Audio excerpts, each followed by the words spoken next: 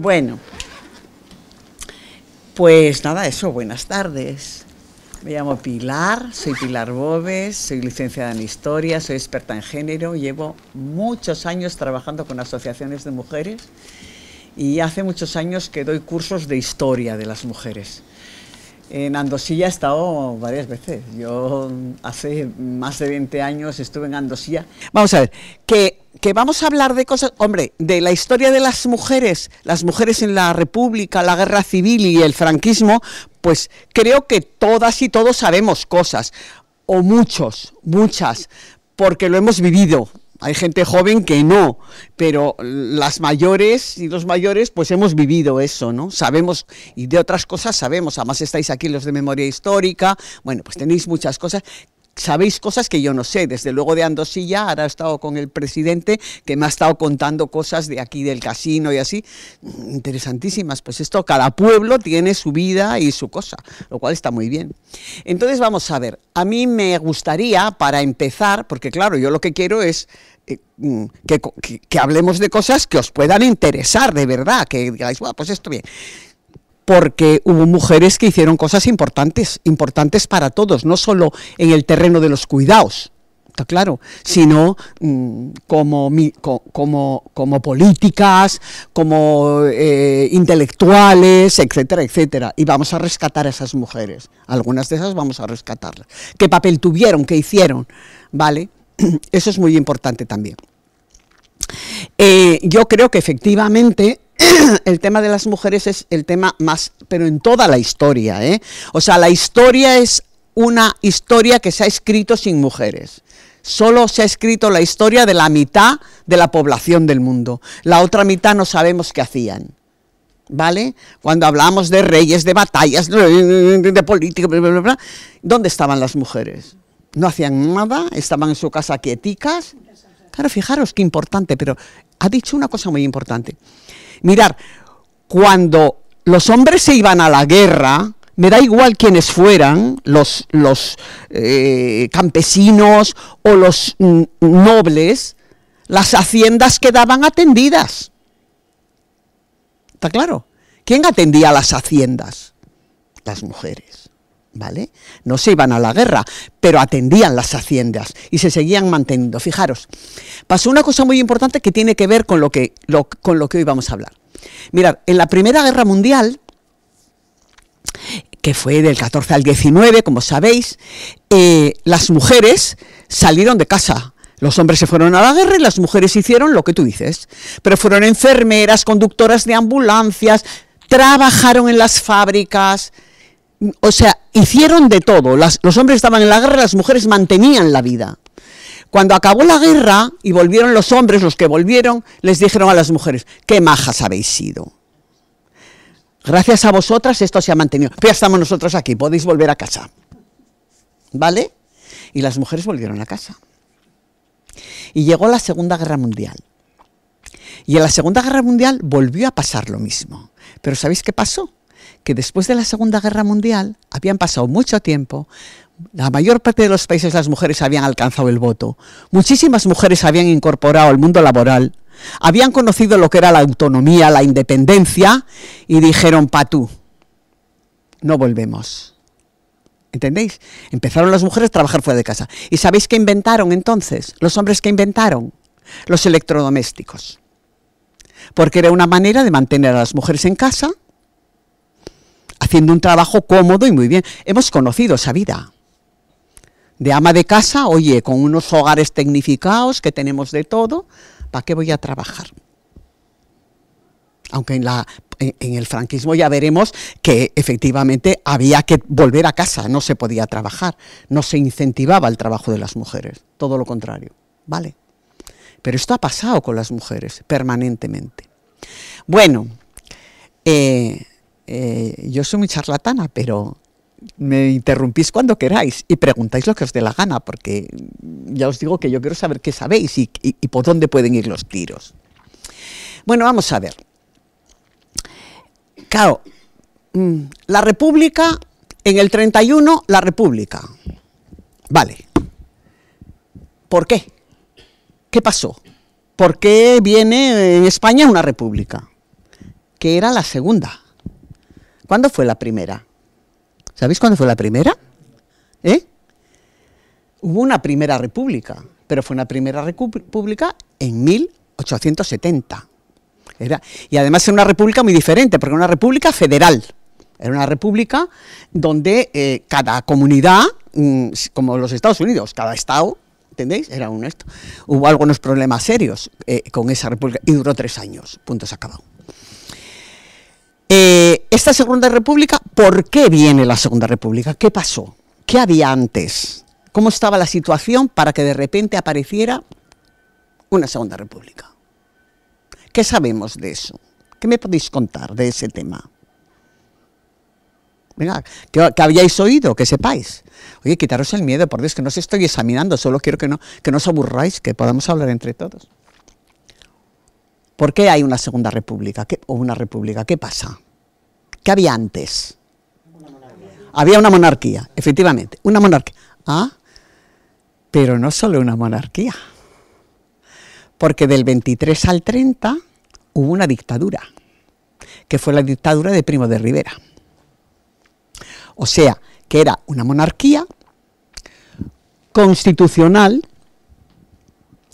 pero como ocurrió a todo lo largo del siglo XIX, cambios de gobierno continuos porque hubo montones de pronunciamientos militares. Y unos pronunciamientos militares fueron progresistas y otros pronunciamientos militares fueron regresivos. Por ejemplo, en 1820 hubo un pronunciamiento militar que fue el de Riego, que devolvió a España, devolvió la Constitución de las Cortes de Cádiz, que Fernando VII había vuelto al absolutismo. Duró 3 años. Y como eso, a lo largo del siglo XIX, hubo varios pronunciamientos militares. Con lo cual, había una trayectoria en España de que los militares ponían y quitaban de vez en cuando, ¿vale? Con lo cual, esa historia estaba ahí. Por otra parte, la monarquía era una monarquía, bueno, Alfonso XIII, no os lo voy a contar, porque Alfonso XIII era un, en fin, se dedicaba a lo que se dedican los Borbones, o sea que ya está, nada más. Le interesaban más otras cosas que gobernar, ¿vale?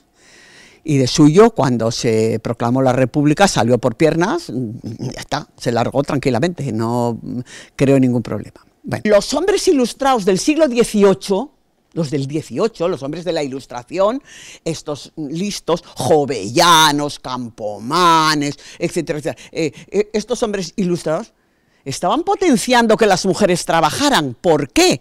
Porque decían que, claro, era la mitad de la población de un país de manos cruzadas, y por lo tanto el país no podía progresar. Era la época de la revolución industrial, hacía falta mano de obra, etcétera, etcétera, y se hicieron escuelas para mujeres, las escuelas ilustradas, las escuelas que eran de las sociedades económicas y amigos del país. Entonces ahí se enseñaba a las mujeres, se les enseñaban oficios, ¿vale? Pues yo qué sé, pues a bordadoras o no sé qué, pero para poder trabajar en las empresas, en las industrias. Pero fijaros, ¿qué problema? Esas mujeres, hay datos. Hubo una escuela donde además, en todas, además de enseñarles un oficio, les enseñaban a leer, a escribir y las cuentas. Punto, se acabó. Bueno, ¿os podéis creer que a finales del siglo XVIII una escuela de chicas que eran 60, en un curso entero solo aprendieron a leer 20? Nada más. ¿Por qué? ¿Eran tontas? ¿Por qué no aprendieron a leer? ¿Qué os parece? ¿Por qué no aprendían a leer? Porque hoy una criatura de 8 años sabe leer, y además, y de menos, les enseñan a leer y en un curso han aprendido a leer. ¿Qué va? Porque les pagaban. Ay, este es un problema muy de las mujeres. Yo no puedo, yo no valgo, yo no sé. ¿Está claro? Esto es muy difícil. Uy, yo ya no tengo cabeza para esto. ¿Sí? ¿Eh? Claro, pues es lo... No, pues es... A ver, es muy... A ver, si es una cosa... Yo he trabajado muchísimo con grupos de mujeres. Y me digo, no, yo el teléfono solo para mirar los WhatsApps y las llamadas. Coño, pero si tienes conexión a Internet, ¿dónde lo estás mirando? Pues en Internet. Ay, no, eso es muy complicado.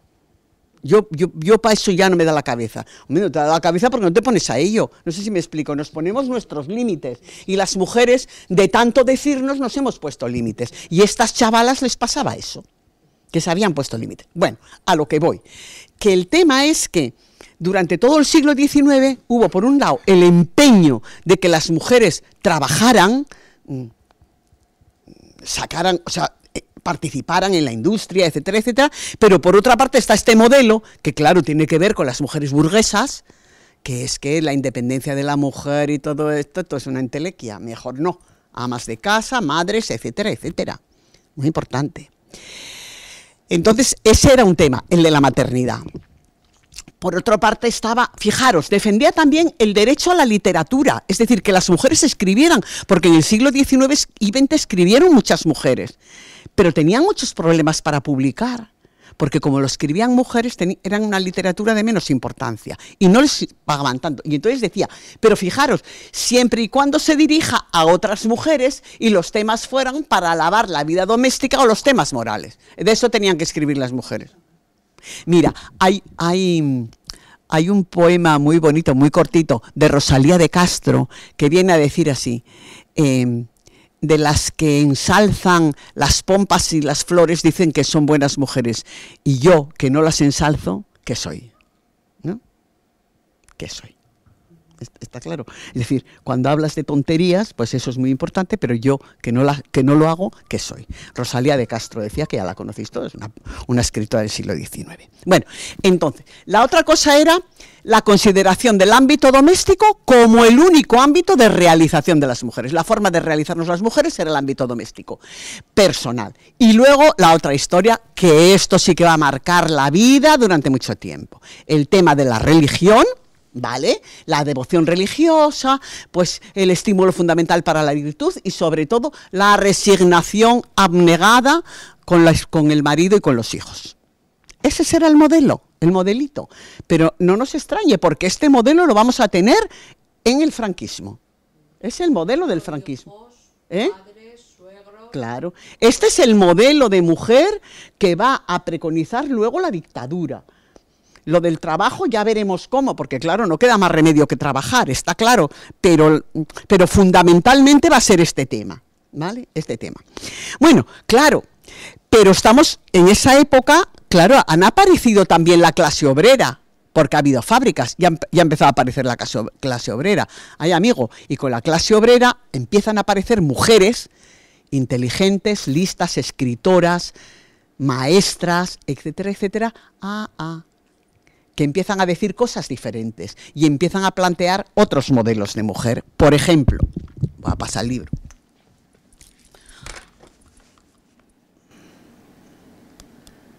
Por ejemplo, testimonios, sobre todo van a ser las mujeres anarquistas, las que van a coger el testigo y las que van a trabajar más este tema. Las más peleonas van a ser las anarquistas. Ya sabéis que partidos políticos al principio del siglo XX en España hay tropecientos. O sea, ahora decimos que hay muchos partidos, pero entonces había tantos o más, ¿vale? Pero lo que os digo es que las anarquistas, el anarquismo, pues tenía muchísima fuerza, tuvo muchísima fuerza. Esto y en la guerra civil, el anarquismo. Tuvo mucha fuerza junto con la UGT, el PSOE, el Partido Comunista, etcétera, etcétera. Pero las anarquistas fueron unas mujeres muy potentes. Y estas mujeres enseguida empezaron a darse cuenta de cantidad de cosas. Por ejemplo, lo que dicen, por ejemplo, en una federación regional española en Zaragoza en 1872 se aprobó un dictamen que sentaba las bases de que la mujer es un ser libre e inteligente y por tanto responsable de sus actos, lo mismo que el hombre, y que así como en la explotación no hay diferencia de sexo, tampoco debe haberla ante la justicia. Empiezan a protestar y a decir cosas, ¿vale? Pero mirar, un problema muy serio que va a haber, va a ser y lo vamos a ver en la guerra, es que las mujeres se van a debatir entre la liberación de la clase obrera y la liberación de las mujeres. ¿Está claro? Es decir, ahí. Y las mujeres se dieron muy pronto cuenta, porque la idea era, bueno, cuando la clase trabajadora se libere, ya no habrá esclavos y ni las mujeres van a ser. Pero pronto se dieron cuenta de que el sistema patriarcal funcionaba igual con la derecha que con la izquierda. Y las rusas se dieron cuenta enseguida de que esto pasaba. Mujeres como Alejandra Kollontai, etcétera, etcétera, empezaron a plantar las caras a Lenin y estas historias. Oye, a ver qué pasa. Y Lenin la reñía y dice, oye, estáis hablando de cosas de mujeres, porque se dieron cuenta de que los hombres, después de la revolución, se portaban con las mujeres igual que antes. ¿Me explico? Esta era fue una historia muy complicada para las mujeres, ¿vale? Muy complicada. Bueno, lo que os digo. Después, por ejemplo, Teresa Claramunt, que fue una de estas mujeres importantes, una maestra, escritora, etcétera, decía, sobre la mujer pesa la prohibición de manifestar pura y espontáneamente los sentimientos de amor. Debe ocultar cuidadosamente sus sensaciones amorosas como se oculta un delito. Las mujeres no pueden dar el paso, no pueden manifestar, ¿no? No puede escoger, tiene que esperar la solicitación del hombre y para corresponder necesita el permiso del tribunal de la familia. Ha de contener todos los naturales impulsos porque su manifestación constituiría una desvergüenza imperdonable y el buen nombre de la familia peligraría. Modelito. ¿Lo veis? Entonces, aquí aparece... Espera, que es que... ¿Dónde os he dado? Luego... Sí, esta os los cuento. Entonces, hay mujeres interesantes, por ejemplo, esta, la siguiente, es Soledad Gustavo. Soledad Gustavo, que de nombre era Teresa Mañé. Esta es la madre de Federica Montseny. ¿Que la conocéis? A Federica Montseny. Bueno, pues esta es la madre de Federica Montseny. Y la madre de Federica Montseny es una mujer, bueno, hizo un montón de historias, escribió muchísimo, era una, bueno, murió en el 30, es una mujer que murió en el 39, o sea que murió casi con 90 años. Entonces esta mujer, ya os digo, que es una mujer importante, que es una de esas mujeres, junto con la Claramunt, que escribe cosas. Os he puesto ahí dos textos, los dos primeros, que son uno, para que veáis qué es lo que se piensa de las mujeres, que es un texto de Gregorio Marañón. Estoy yo con mis papeles. Me parece que hasta los he dado y todo. Me he quedado yo sin papeles. No, pero que yo tenía los míos aparte y no los veo. No los veo. Bueno, es igual. Sí, aquí está. Sí. A ver, el primer texto es un texto de Gregorio Marañón, un médico famoso, ¿no? Un médico famoso, que tiene un hospital en Madrid. El Gregorio Marañón es uno de los hospitales grandes de Madrid, un médico muy famoso.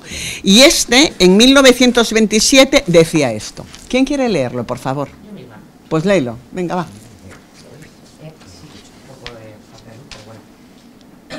Ahora, de la inferioridad de la mujer se ha cambiado por esta otra. No son los dos sexos inferiores ni superiores uno al otro, son simplemente distintos. Esto sí es la verdad, diferencia infranqueable entre los dos sexos. Repitámoslo todavía.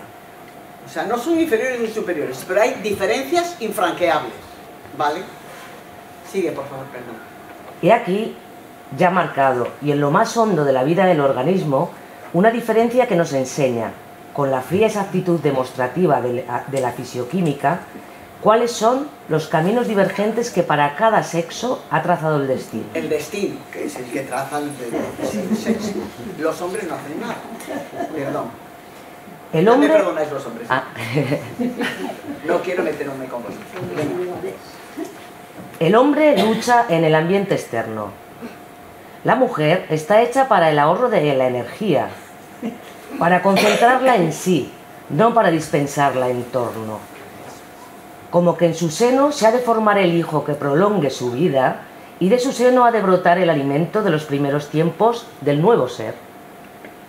Por lo tanto, para nosotros es indudable que la mujer debe ser madre ante todo, con olvido de todo lo demás si fuera preciso, y ello por inexcusable obligación de su sexo.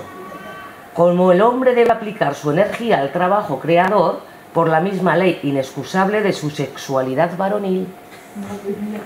Oigamos otra vez la voz de Dios, insistente y eterno.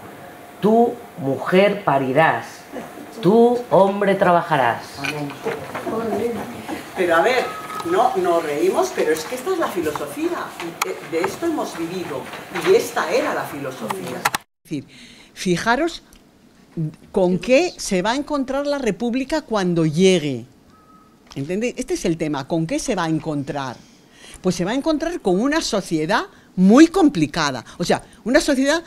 A ver, España era un país muy atrasado.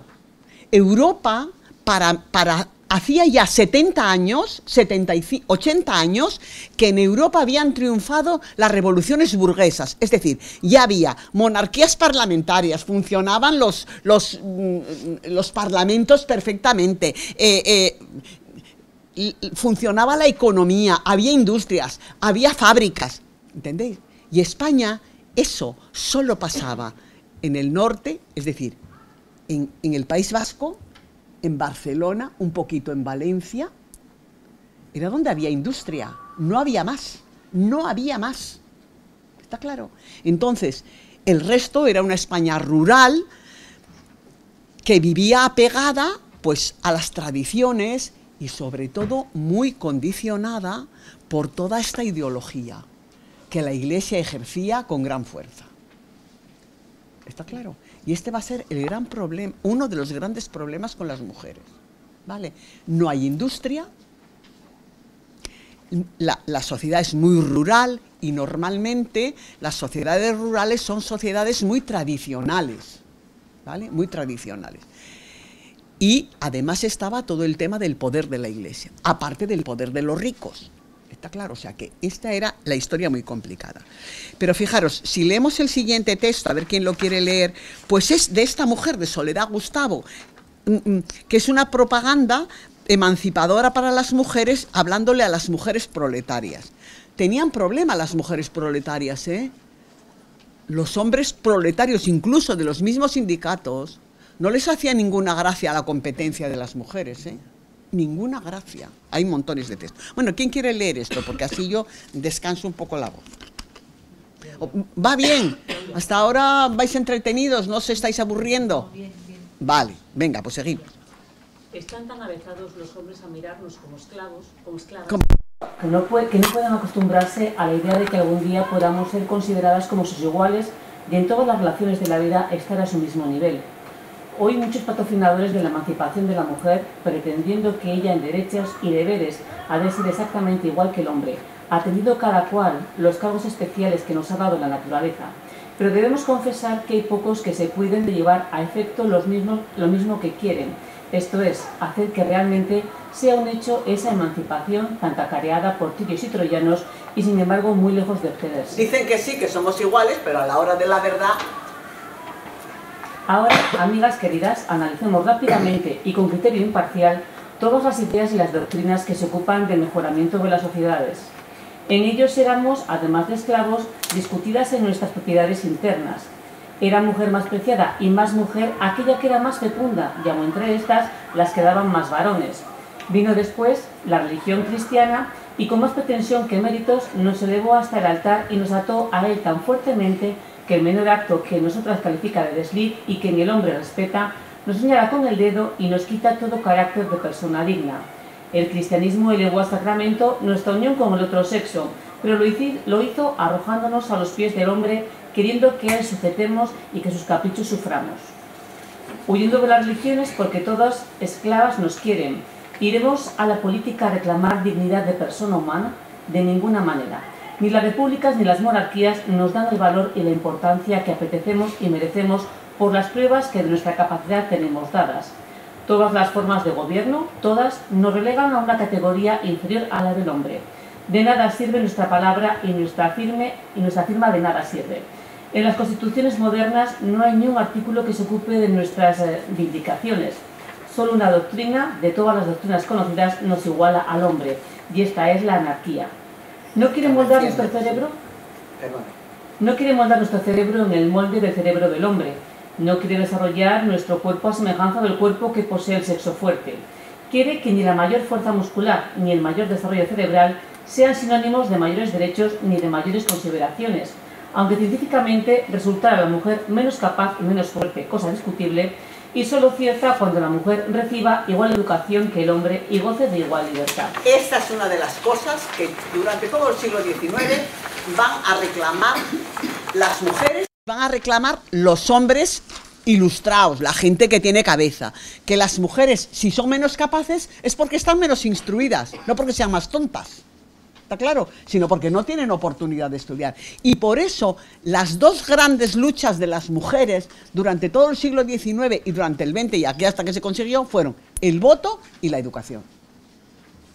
El voto y la educación. Y empezamos primero con la educación primaria, para cuando se pusieron escuelas. Después fue la secundaria, después fue la universidad. Ya sabéis que las primeras mujeres que fueron a la universidad, por ejemplo, a ver si ahora me sale, bueno, ya lo diré. La primera mujer que fue a la universidad era... Uy, oye, soy vieja, ¿eh? Tengo la memoria ya un poco... Bueno, ya lo diré. La primera mujer que fue a la universidad en España fue disfrazada de hombre. Disfrazada de hombre, y tenían que hacer con ella la siguiente operación.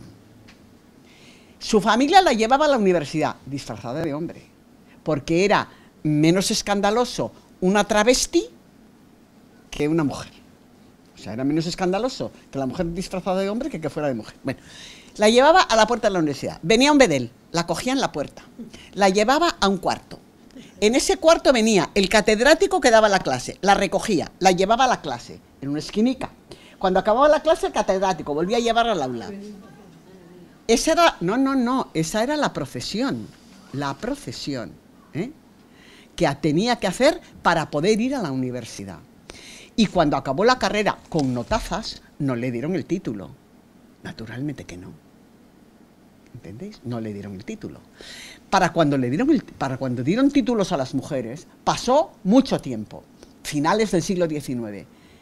Y para cuando pudieron ejercer, todavía más tiempo. ¿Está claro? Porque los sindicatos médicos, los colegios de médicos, por ejemplo, no las dejaban, o de abogados. No les dejaban ejercer. ¿Entendéis? Entonces, la pelea fue esa. Y las mujeres pelearon por dos sitios, en la educación pelearon por dos carreras o por dos formaciones muy importantes, porque les sirvió a ellas para meterse en ello, y era la de magisterio, la de maestra, porque el argumento era, hombre, qué mejor que haya mujeres educando a las niñas, ¿no? Si va a haber escuelas de niñas, pues mucho mejor que las eduquen niñas, mujeres, ¿no? Y el otro lado era todo el tema de los cuidados, de la enfermería, etcétera. Fueron las dos profesiones que corrieron más. Y luego, todas esas profesiones un poco telefonistas, administrativas, que era donde iban fundamentalmente las solteras. Seguimos un poquito. A ver. Pero muy interesante. A ver. No, antes de eso. Bueno, solo quería deciros dos cosas de la dictadura de Primo de Rivera. Y solo quiero deciros dos cosas de la dictadura de Primo de Rivera, y es que el tal Primo de Rivera intentó militar, pero intentó modernizar España. Era un hombre europeísta, tenía ideas y quiso modernizar España. Por ejemplo, una de las cosas enormes que hizo fueron obras públicas. Todavía hay por ahí carreteras con puentes que son de la dictadura. Tu marido, que es ingeniero de caminos, y cuando vamos por ahí dice, mira, ¿ves? Estos son carreteras de la dictadura, porque eran de determinada manera. En determinados sitios se hacían determinados tipos de puentes, eran todos iguales. ¿Está claro? Entonces, pero eso pasa siempre. Y pantanos. los primeros a pantanos, y esto los hizo este hombre, porque esa era, luego vino Franco y hizo lo mismo, está claro, venga pantanos y venga historias de estas, ¿no? O sea, que quiero decir que la obra pública es una filosofía muy de la derecha, muy de la derecha, el tema de la obra pública, porque deja dinero, tiene empresas a las que darles, ¿entendéis? O sea, que ahí hay una historieta, que no porque no necesitemos las obras públicas, pero hay que ver cómo se hacen y no se puede dedicar todo a eso, ¿no? Eso muy importante. La otra cosa muy importante de este hombre es que montó una asamblea deliberativa, una asamblea nacional consultiva, en la cual dio cabida a las mujeres. Fue la primera vez que las mujeres participaron en política. La primera vez. Había mujeres ahí. En esa asamblea hubo mujeres, varias. Estaba María Echarri, María de Maeztu, etcétera. O sea, hay mujeres que estuvieron ahí como parlamentarias, formando parte de esa asamblea. Y otra cosa importante que hizo este hombre fue hacer ¿cómo se llama? Un estatuto municipal para poder votar a los ayuntamientos, ¿vale? Un estatuto municipal. Y en ese estatuto municipal podían votar las mujeres cabezas de familia. ¿Está claro? Solo si eran cabezas de familia. Las que estaban casadas, solteras, etc., no. Solo las que eran cabezas de familia porque se había muerto el marido, claro, y eran ellas las cabezas. Solo ellas podían, pero podían. Claro, o sea, era una novedad, por primera vez en España, una novedad. Y la otra cosa importante es que este hombre va a hacer, entre el 27 y el 29, va a tomar importantes medidas legislativas que tienen que ver con las mujeres. Por ejemplo, va a regular el seguro de maternidad. Para las mujeres que trabajan, un seguro de maternidad para poder tener X días de permiso, etcétera, etcétera. Va a regular el trabajo doméstico de las mujeres que trabajan en casas. Va a regular la participación de las mujeres en comités paritarios y luego lo que os digo, la inclusión de las mujeres en la propia asamblea esta. O sea que, malo, pero eso sí, defendiendo los valores tradicionales, la familia, eje central de la sociedad, la religión, regulador de la ética moral social, y la concepción tradicional del papel de la mujer en la sociedad, eso no se cambia para nada.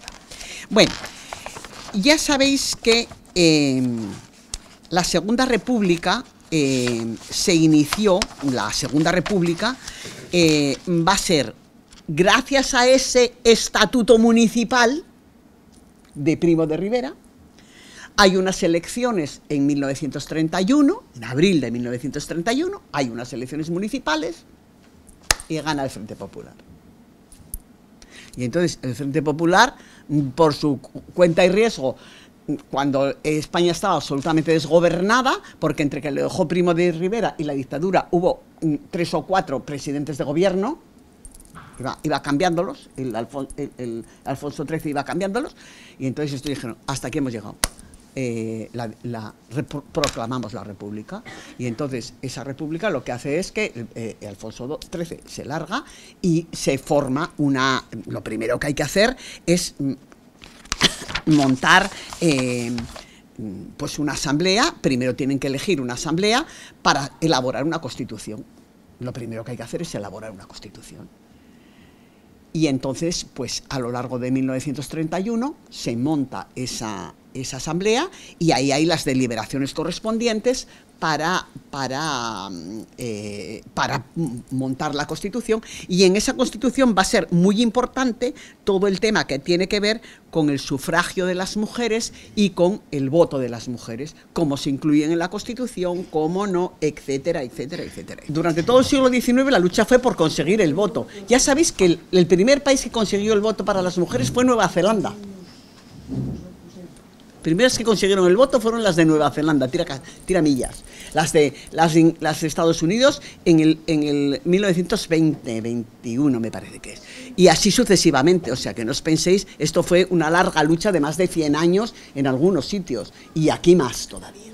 Bueno, entonces, a ver, aquí la lucha por el voto era de 4.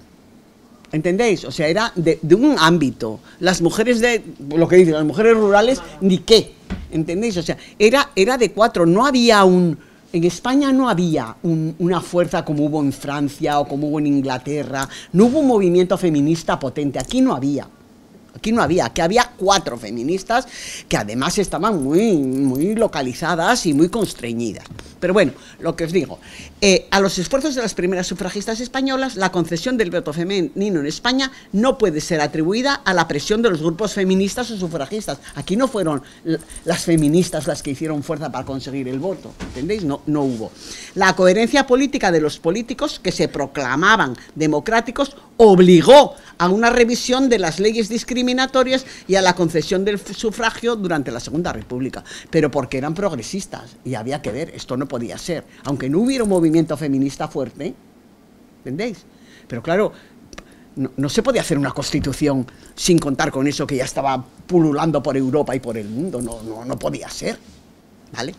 Entonces, el proceso, sin embargo, fue bastante complejo, dice, y paradójico. Era opinión general, tanto de los partidos de izquierda como de los de la derecha, que la mayoría de las mujeres, fuertemente influenciadas por los confesionarios, por la Iglesia, está claro, pues eran muy conservadoras. ¿Y qué iba a pasar? Pues que en cuanto llegara el tema de votar, ¿a dónde iban a votar? A la derecha. Y de suyo, en la Constitución, la derecha apoyó el voto de las mujeres, lo tenía muy claro. La derecha apoyó. Hubo muchos partidos de izquierda que no apoyaron el voto de las mujeres, pero la derecha lo apoyó en la Constitución del 31. Entonces, lo que os digo, su participación electoral devendría inevitablemente en un fortalecimiento de las fuerzas de la derecha, y eso era un problema que querían evitar a toda costa. Pero bueno, ahora veremos un poco de la Constitución.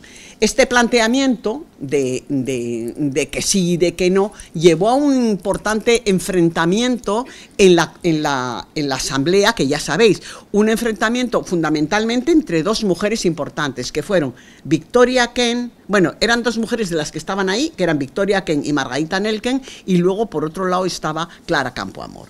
Entonces, Margarita Nelken y Victoria Kent, que eran diputadas, habían sido elegidas, no elegidas a dedo, porque no había habido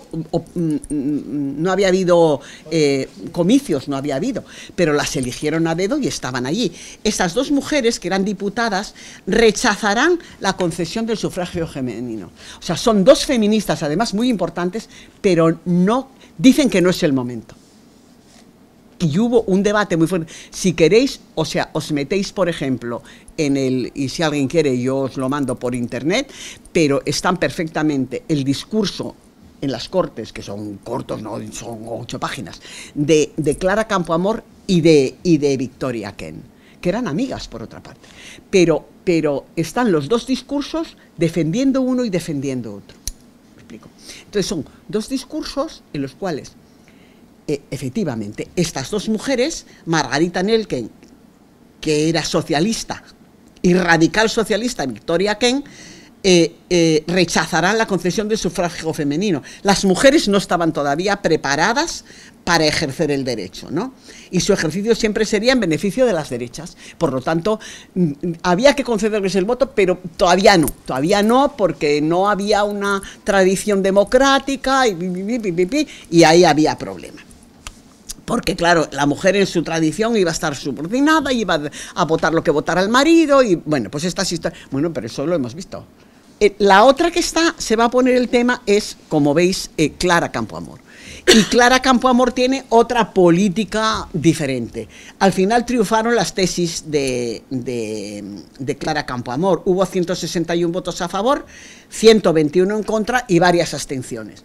Estos votos favorables, en estos votos favorables se entremezclaron, como veis, diputados de todos los orígenes, movidos por muy distintos intereses. Claro, unos eran los que tenían interés en que votaran las mujeres, efectivamente, progresistas, y otros eran los que les interesaba que votaran, que eran los de la derecha, porque sabían que podían amarrar los votos. ¿Entendéis? Entonces, algunos pequeños republicanos, partidos de derecha, estos no lo hicieron por convencimiento ideológico, los de derechas, no lo hicieron porque estaban convencidos de que la mujer tenía que votar, sino porque les venía muy bien que votaran las mujeres, está claro. O sea, entonces Clara Campoamor, ya sabéis, también diputada y miembro del Partido Radical, asumió una apasionada defensa de este derecho al voto, etcétera, etcétera, y en las Cortes argumentó claramente que las Cortes Constituyentes, que los derechos del individuo exigían un tratamiento legal, igualitario para hombres y para mujeres, y por eso los principios democráticos tenían que servir igual para hombres que para mujeres. ¿Era una constitución democrática? Pues valía para todos. Ese era el argumento era puramente democrático.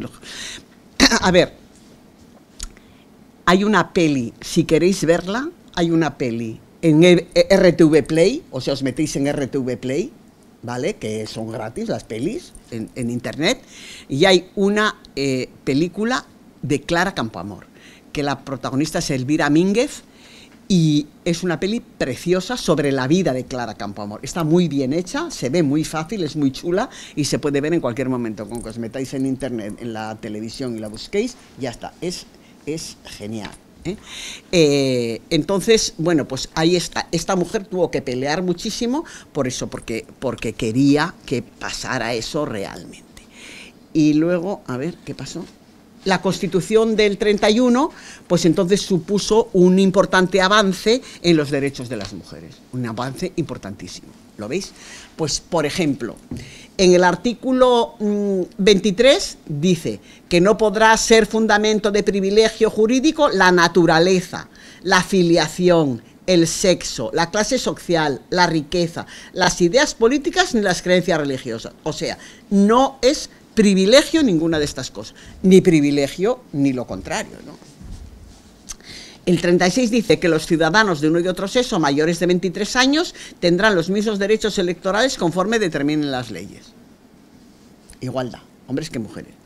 La Constitución, bueno, y hay más artículos, o sea, pelearon por muchos, pero bueno, el tema fue fundamentalmente eso. Primero pasaron a los 23 años, luego a los 21 años, y al final se debatieron entre los 21 y los 23, y al final pues decidieron que fueran los 23 para todo el mundo, etcétera, etcétera. La Constitución republicana no solo concedió el sufragio a las mujeres, sino que todo lo relacionado con la familia fue legislado desde una perspectiva de libertad, de igualdad, etcétera, etcétera.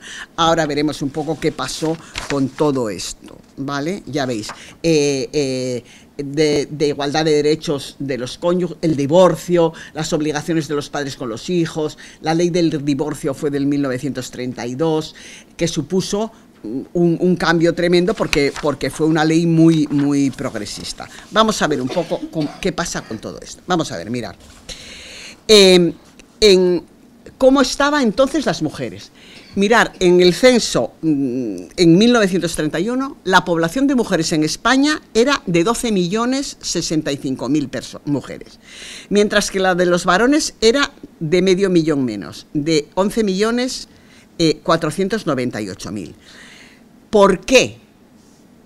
Porque, fijaros, por cada 100 mujeres nacían 105 hombres, y sin embargo, en el censo, cuando hacen el censo, ya resulta que hay 1 millón más, medio millón más de mujeres que de hombres. ¿Qué os parece que puede pasar ahí? ¿Por qué?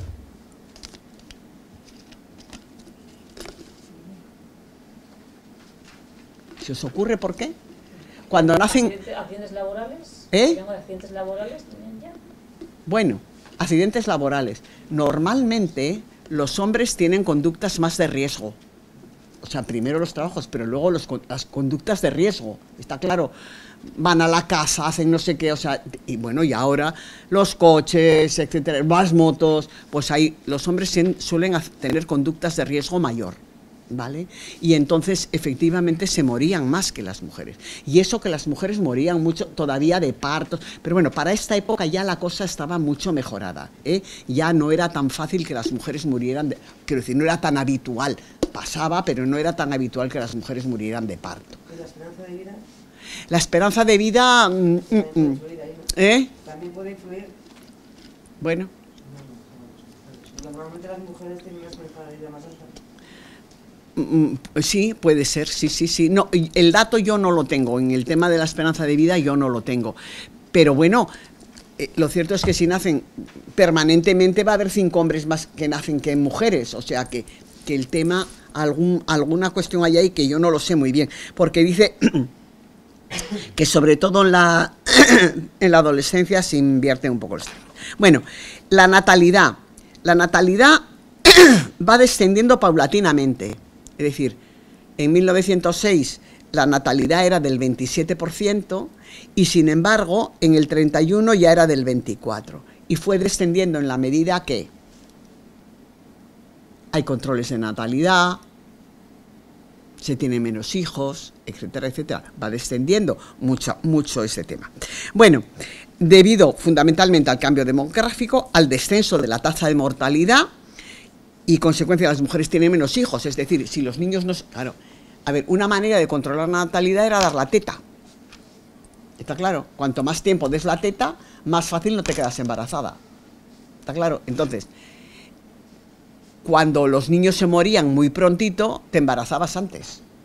Porque los niños se morían... Había muchos niños pequeños que se morían, de pequeñitos, ¿no? Entonces, eso hacía que las mujeres se embarazaran más, ¿vale? En la medida en que esto va mejorando, las mujeres se embarazan menos, por lo tanto tienen menos hijos, ¿vale? El periodo es de menos hijos, hasta que llega Franco y programa la natalidad. Soy la mayor de 10 hermanos. Luego hay una coyuntura económica favorable y además se casan menos.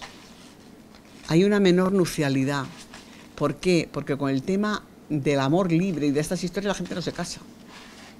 Y por lo tanto decide menos tener hijos. Y la limitación voluntaria del embarazo.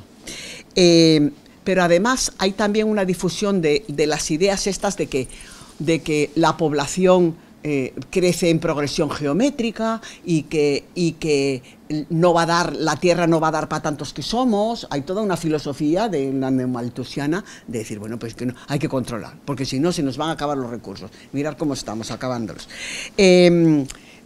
Pero luego, además, empieza a haber esta historia de que voy a tener los hijos que me dé la gana, no los que Dios quiera, y poner métodos de control. ¿Está claro? Esto es muy importante. Y luego, claro, el nuevo hombre y la nueva mujer no ponen, en la República empieza a haber la mentalidad de no ligar las relaciones sexuales con la procreación. Es decir, son independientes, ¿vale? O sea, yo puedo tener sexo sin que eso sea para tener hijos, ¿está claro? Vamos a ver cómo controlamos esto. Pero empieza a haber relaciones sexuales que no tienen que ver con la procreación, aunque la Iglesia no esté de acuerdo con ello. Y luego, por ejemplo, pues claro, también se dan la implantación de seguros a los que se acogían las trabajadoras, el seguro de maternidad, por ejemplo, en el 91.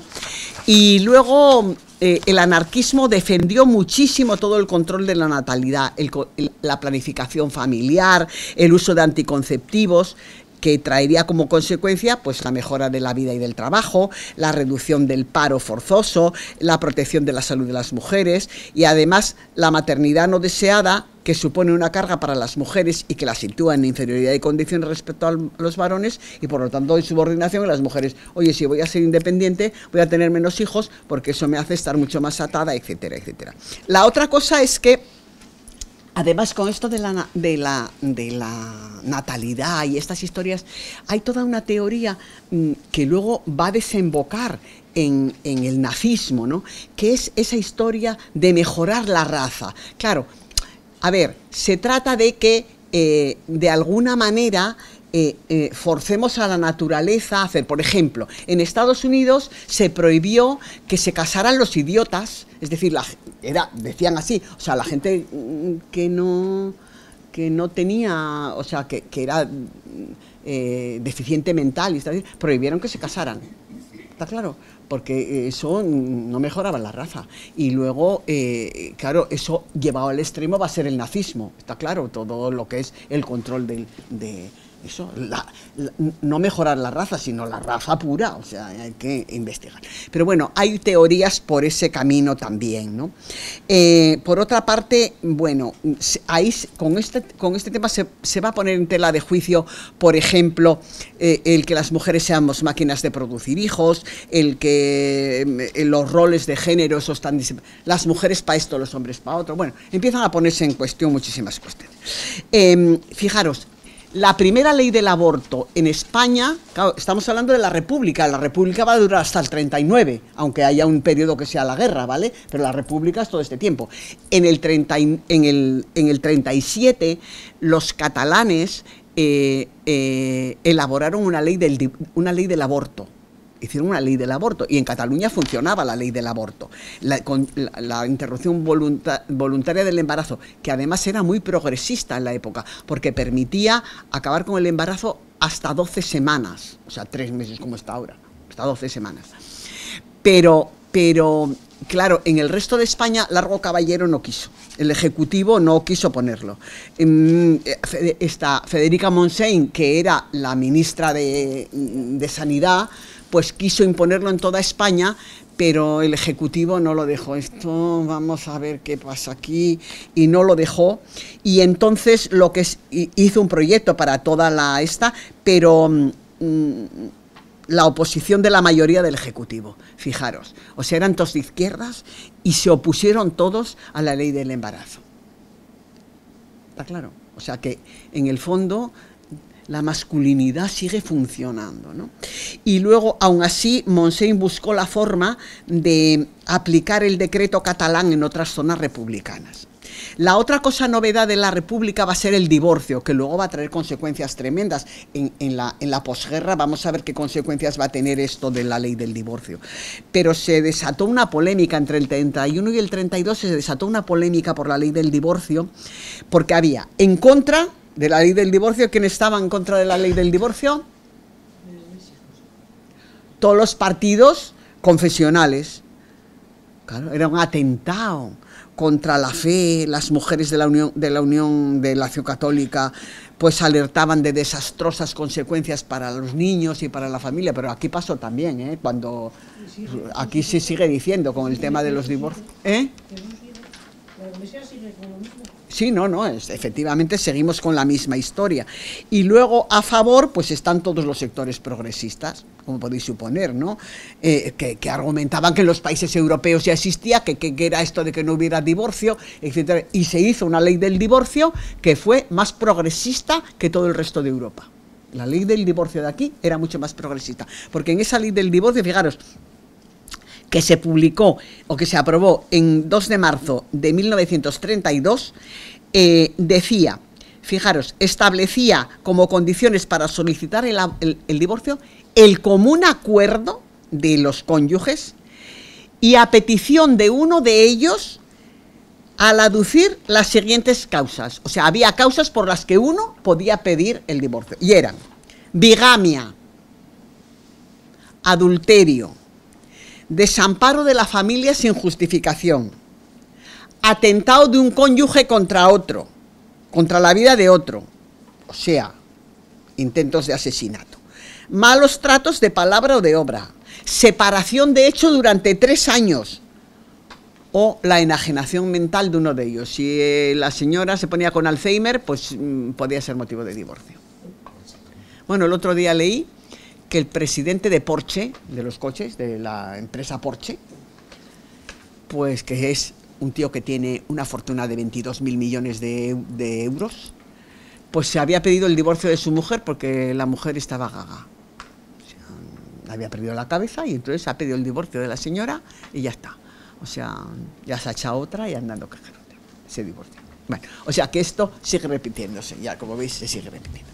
Bueno, vamos a terminar un poco con esto. Estaba también el tema de la educación. En la educación van a hacer esto fuerte, la República va a insistir mucho en el tema de la educación y entonces haciendo pues que eso, aumento del presupuesto. Fijaros que es que en el 31 el 40% de la población española era analfabeta.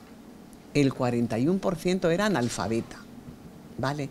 Y del resto, mucha gente sabía justo leer y escribir, que ya consideramos que no eran analfabetos, pero mucha gente incluso analfabeta funcional, habían aprendido a leer y a escribir, pero de no usarlo. Yo me he encontrado montones de mujeres que al final eran analfabetas funcionales, habían aprendido a leer y escribir, pero no lo habían usado en la vida y las ponía, las hacía, lee esto, no entendían o no sabían, eso y ha pasado, y no hace 50 años, estoy hablando de hace 20 y de hace 30 años, tampoco pasa eso, ¿no? Yo que trabajo con muchos grupos de mujeres. Bueno, entonces, la educación fue un elemento muy importante en la República, sobre todo al principio. Se dotó muchísimo al Ministerio de Educación de dinero, se hicieron montones de escuelas, se obligó a la escolarización, hubo muchísimas, se potenció muchísimo las escuelas normales de formación de las maestras, etc. Bueno, ya sabéis, los maestros de la República fueron unas joyas que así fueron de castigados. Los maestros de la República así fueron de castigados. Ya me habéis contado aquí de gente maestra, pero es que en Navarra, ya veremos luego, asesinaron a 38 maestros, de los cuales una era la mujer, la Camino Oscod.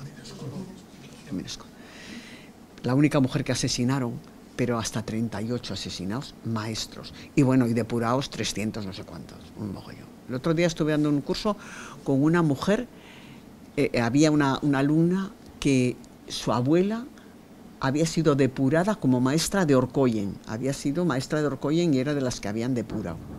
La mandaron a no sé dónde. Yo os he puesto aquí algunas mujeres importantes, porque estábamos hablando de las mujeres, pues algunas mujeres importantes de la República, ¿vale? Pues ahí tenemos a María Echarri. La María Echarri es una mujer de derechas, o sea, esta María Echarri estuvo en esa asamblea consultiva de Primo de Rivera. Fue una de las mujeres que estuvieron en esa asamblea. Esa María Echarri, pues, fue impulsora, fijaros, de la llamada Ley de la Silla, ya en 1912, que exigía para las trabajadoras un asiento en exclusiva en el lugar de trabajo, que tuvieran sitio donde sentarse. Porque no tenían sitio donde sentarse. En el 24 se convirtió, como os digo, en una de las primeras concejalas del Ayuntamiento de Madrid, que no se podían elegir, pero eran, o sea, en ese estatuto de Primo de Rivera del Ayuntamiento se podía votar, pero al final decidió el gobierno quién se ponía de concejala y quién no. Muy bien. Entonces esta mujer formó parte del Ayuntamiento de Madrid y en el 27 fue una de las 13 mujeres representadas en la llamada Asamblea Nacional, creada por la dictadura Primo de Rivera. Y entre el 27 de octubre y el 30. Y falleció en San Sebastián en 1925. Esta mujer era de Acción Católica. Era de derechas, pero bueno, pues de derechas también se pueden hacer cosas. O sea que ahí estaba. La otra importantísima es Carmen de Burgos. Esta es una revolucionaria, una feminista revolucionaria tremebunda. Esta mujer que nació en Almería en diciembre del 67 y murió en octubre del 32, o sea, murió en plena República. Esta mujer fue una mujer de rompe y rasga. Esta mujer fue una mujer mal casada, que se lió la manta a la cabeza y se largó a Madrid, dejó al marido y se largó a Madrid. O sea, que entonces aquello era impensable. Cogió el mortante, se largó a Madrid y estuvo trabajando de periodista toda la vida, de periodista. Además de periodista, lo que hacía muchísimo era defender, o sea, de esas feministas, de las pocas feministas que proclaman, que dicen, que escriben y que hablan de feminismo. Y fijaros, fue en muchos estos, y también está considerada como la primera corresponsal de guerra. Estuvo de corresponsal de guerra en la guerra de Marruecos. La primera corresponsal de guerra. Ahora dicen que fue ¿cómo se llama? Una de estas de televisión española, no sé si es la Carmen Sarmiento, dicen que fue la primera corresponsal de guerra. Pues no, la primera corresponsal de guerra fue esta mujer, ¿vale? O sea, aunque no esté fichada, o aunque no nos queramos hacer. Muy interesante. La Carmen de Burgos, que fue una mujer importante. ¿Conocíais a Carmen de Burgos? ¿Habíais oído hablar de ella? Luego sí que hemos hablado de la Margarita Nelken, ¿veis? Que fue de las que no querían que se votara, que les diéramos el voto a las mujeres, ¿vale? En la República. Pues esta mujer nació en el 94 y murió naturalmente en el exilio, porque la mayor parte de estas mujeres terminaron muriendo en el exilio. Esta murió en México, pero fijaros ya en el 68. Feminista española, obtuvo como miembro del PSOE escaño de diputada en las 3 elecciones generales. Esta fue diputada, así como Clara Campoamor, cuando llegó la hora de votar no salió. O sea, Clara Campoamor fue diputada en la Constituyente, que no había que votar, que no nadie la había votado. Pero cuando yo hubo que votar, Clara Campoamor no salió. Ningún partido la quiso. Era muy revolucionaria. Le daba miedo. Y entonces, esta sí que consiguió el voto de diputada en todas las estas, ¿no? Sin embargo, en el 36, una vez iniciada la guerra civil, era del PSOE y se afilió al PC. Y fue expulsada 6 años más tarde por revolucionaria. Tras el fin de la guerra se fue a México. Esta durante la guerra estuvo trabajando muchísimo, ya la veremos luego, como milicianas, o sea, mujeres de las que en la guerra estuvieron currando. Y luego esta mujer, Magda Donato, eran hermanas. Era hermana de la Nelken, pero esta mujer fue una dramaturga, narradora, actriz, activista feminista, etcétera, y se exilió a México tras la guerra civil también, hermana de esa. Por poneros algunas mujeres, porque yo creo que, no sé si os interesan, pero a mí me parecía importante que supiéramos. Luego hay una mujer que habréis oído hablar de ella, María de Lejárraga. ¿No habíais oído hablar de María de Lejárraga? María de Lejárraga han puesto hace muy poquito un documental sobre ella en la tele. María de Lejárraga es escritora, pero estaba casada con un señor que era Martínez Sierra, y lo que hacía era, escribía ella y firmaba el marido. Y el marido la abandonó, se largó con una actriz, porque pero aún así se largó, la dejó, se largó a Estados Unidos, y aún hicieron un apaño, porque claro, ella entonces no podía cobrar derechos de autor, no podía, porque todo estaba firmado con el nombre del marido, todo. Y fue una feminista tremenda esta, pero claro, era aquella historia. Si las cosas que ella escribía reivindicando, si las firmaba el marido, tenían más fuerza que si las firmaba ella. Eso pasa muchas veces, ¿eh? Las mujeres tenían menos credibilidad. ¿Os parece? Importante. Bueno, pues María Lejárraga es que estuvo en todas las batallas esta mujer, fue, ya os digo, intervino en los cuerpos de seguridad y de la Guardia Civil en la guerra, y a la derogación de la ley de los términos municipales, porque entendió que eran leyes injustas. O sea, es una mujer que ha trabajado muchísimo, que trabajó muchísimo en esto. Yo creo que os había dado, ¿qué texto? Importante, claro, yo sabía que había un texto, se me estaba olvidando, que os he dado uno con el tema, perdonadme, el tema que hablamos de la derecha, perdonadme, se me había olvidado, el tema que hablamos de que las derechas,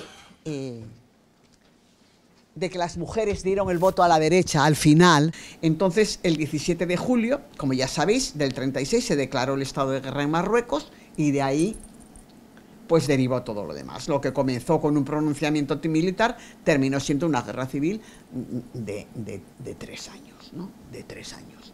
Entonces, bueno, en la zona republicana se luchaba por salvar la democracia, está claro, que era lo importante, y por lograr la revolución social, y en la derecha por conservar las tradiciones, bueno, con una falta absoluta del conocimiento de la realidad. La España iba por otro lado y estos pretendían seguir con una España de toda la vida y no había, y defender toda la tradición, una España que no era, la religión, unos modelos de familia y de todo. Bueno, pues estaban empeñados en defender todo eso, y entonces, bueno, pues estos se sentían muy traicionados en esos ideales, para allá y para acá, y claro, la única manera que encontraron de defender ese asunto pues fue levantándose militarmente, y entonces las derechas acogieron el levantamiento militar, pues, y la revolución nacional sindicalista defendida por la Falange, pues ya sabéis, lo acogieron como si fuera la tabla de salvación. Y bueno, hoy cuanto sabemos, lo que sabemos documentalmente de los hechos, pone de manifiesto en esa primavera del 36 el triunfo de los dos mitos, ¿no?, de un extremo y de otro, de la vida cotidiana. O sea, estaban ahí las dos. Además, la crisis económica había agudizado también las tensiones, malas cosechas, bueno, pues eran pues empujando a los trabajadores a una perturbación continua. Pues ya había habido la revolución del 34, de los mineros, etcétera, etcétera. O sea, es decir, la clase obrera estaba ya pues queriendo conseguir cosas, etcétera, etcétera. Entonces, ¿qué pasó? Pues bueno, se dicta la guerra y bueno, las calles de las ciudades españolas se llenaron de gente, salió todo el mundo a la calle, y el llamamiento iba dirigido a las mujeres anarquistas también, comunistas, mujeres libres, etcétera. Entonces, fijaros, me he saltado algo yo, ¿no? Sí, me salta una hoja, no sé qué he hecho aquí. Ah, mira, me he saltado la 2. Ah, que me la he saltado, que me la he puesto mal sitio. Bueno, lo que os digo. Entonces, durante los primeros días la confusión fue grande, porque claro, aquello era un follón que no se sabía muy bien cómo iba a triunfar. Entonces, primero, la mayor parte del ejército,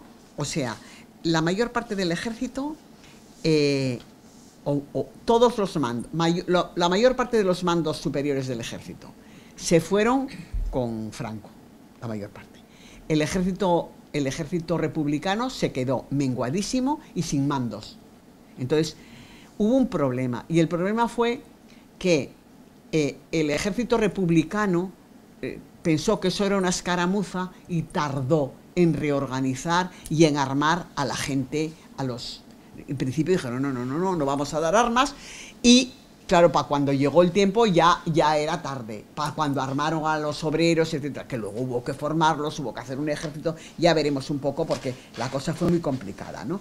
En lugar de hacerlo, o sea, el gobierno, si hubiera ordenado armar a los trabajadores el 17 de julio, en lugar de hacerlo días después, o de no hacerlo en absoluto, como en Galicia, pues igual se hubiera aplastado la rebelión. Pero claro, tardaron en reaccionar el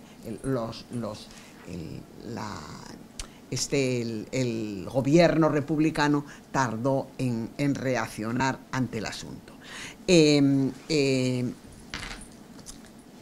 Ya sabéis que al principio de la guerra, a ver dónde tengo el papelín aquí, al principio de la guerra, a ver,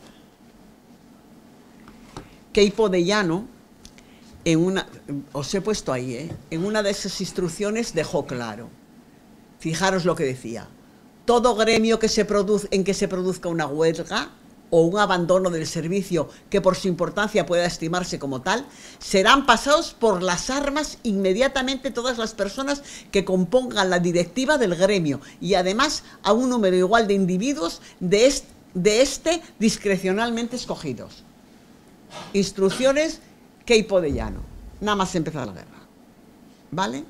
Así venía la cosa dada.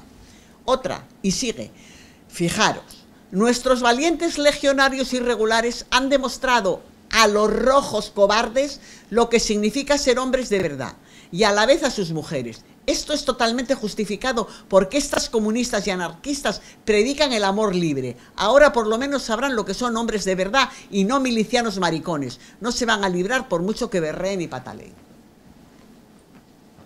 Eso tenemos, ya sabíais esto, ¿no? Sí. Y luego, al final, y más, estamos decididos a aplicar la ley con firmeza inexorable. Morón, Utrera, Puente Genil, Castro del Río, id preparando sepulturas. Yo os autorizo a matar como a un perro a cualquiera que se atreva a ejercer coacción ante vosotros. Que si lo hicieseis así, quedaréis exentos de toda responsabilidad. Vale, ese era el planteamiento de esta gente. Y luego también conoceréis las instrucciones de Mola, ¿no? Del 19 de julio. Dio instrucciones explícitas, desde Pamplona. Ya veis, ¿no? Es necesario propagar una atmósfera de terror, tenemos que crear una impresión de dominación, cualquiera que sea abierta y secretamente defensor del Frente Popular debe ser fusilado. Se tendrá en cuenta que la acción ha de ser en extremo violenta para reducir lo antes posible al enemigo, que es fuerte y bien organizado. Desde luego serán encarcelados todos los directivos de los partidos políticos, sociedades o sindicatos, no afectos al movimiento, aplicándoles castigos ejemplares a dichos individuos para estrangular el movimiento de rebeldía o huelgas. Conquistado el poder, se instaurará una dictadura militar que tenga por misión inmediata restablecer el orden público, imponer el imperio de la ley y reforzar convincentemente al ejército para consolidar la situación de hecho que pasará a ser de derecho.